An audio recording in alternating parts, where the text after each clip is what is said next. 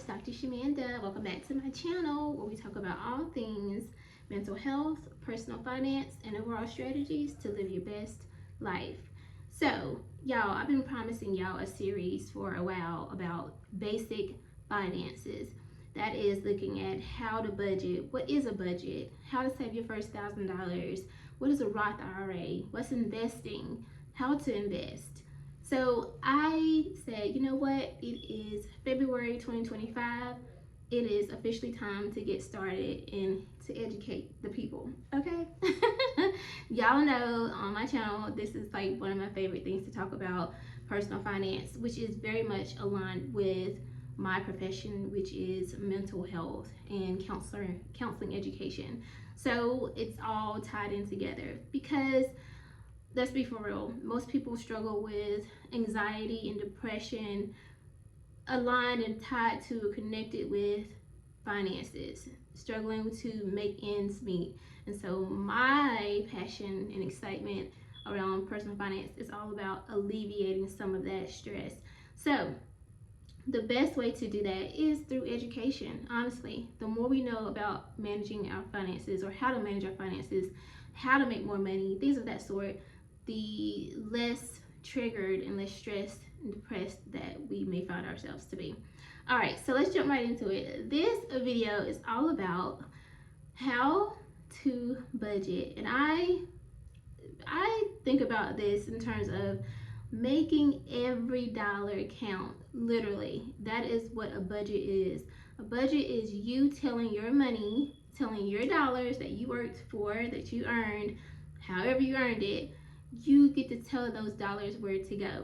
Now, let's think about this. The reality is we all have bills, we all have expenses, we all have things that we have to pay. So your basic things like food, water, shelter, you have to have a place to live. You may have to have a way of a form of transportation. Even if you work remotely, you still may need a way to get back and forth to certain locations. So, transportation is important. You have medical expenses. So, to take care of yourself, maybe you are in therapy, maybe you are, going to the dentist for your routine checkups, for your, dental care, or just your medical checkups.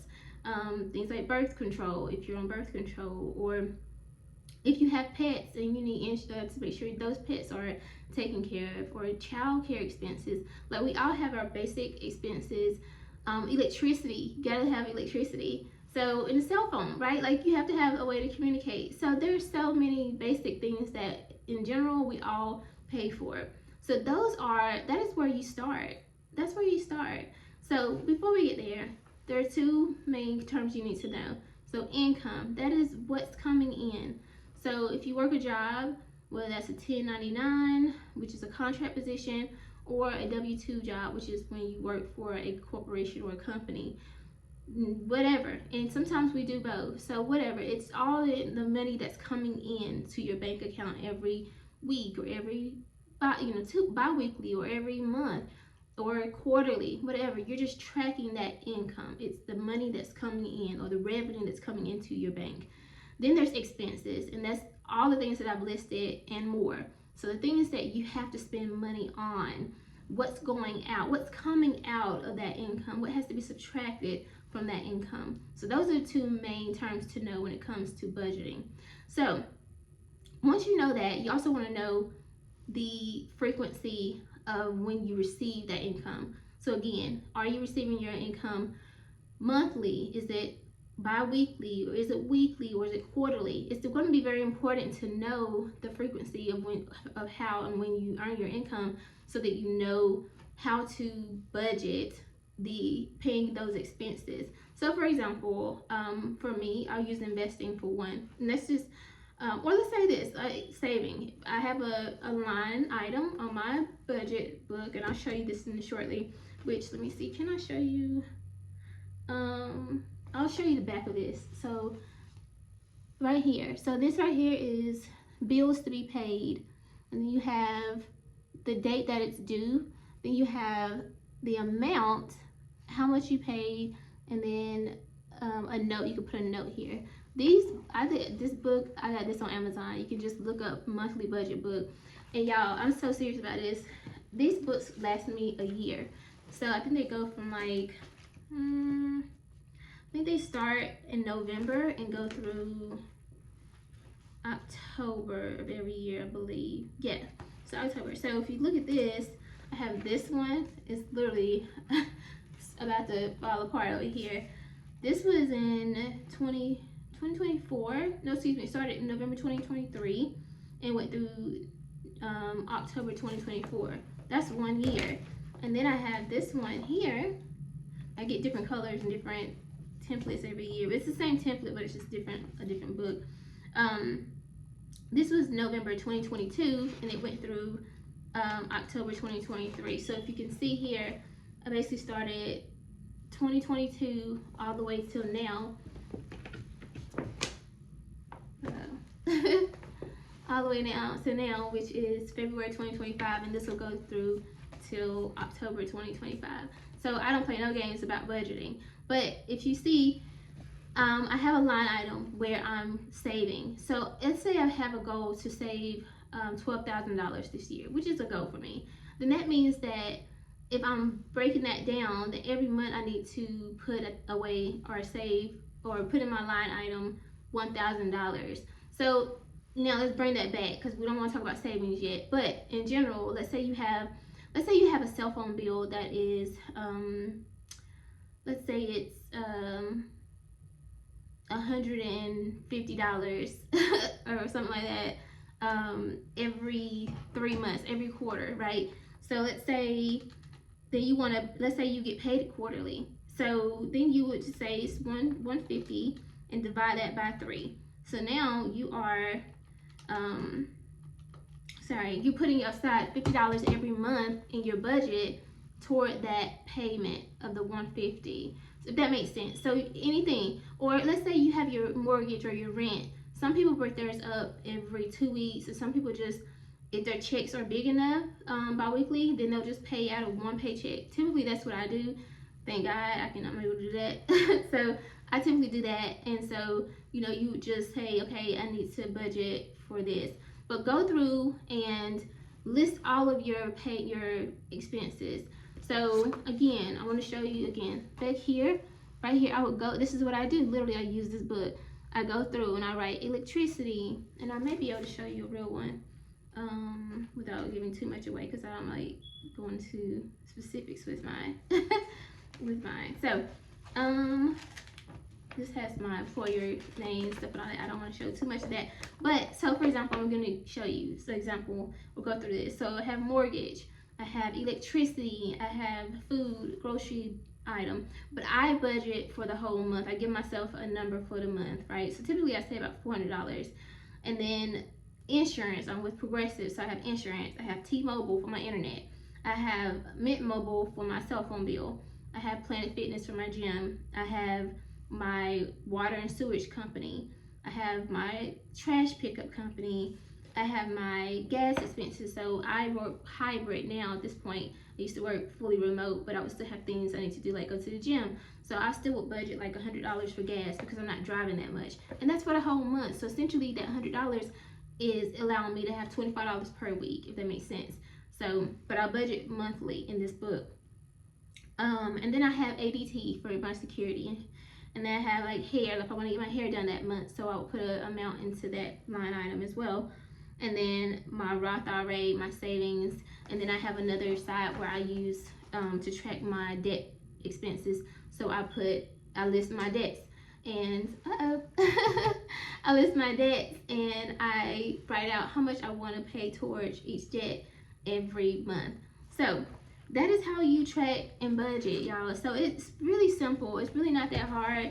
It's really not, but you have to know your numbers. You can't just wing it. And the thing is, there are months where your expenses are going to be different. So you want to give yourself a cushion. So typically for my electricity, I always budget $150 because I never know.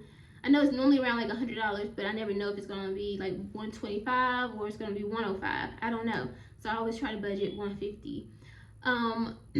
There are different types of budgets. Some people use a $0 budget where if your check is let's say your check is $2,750.75.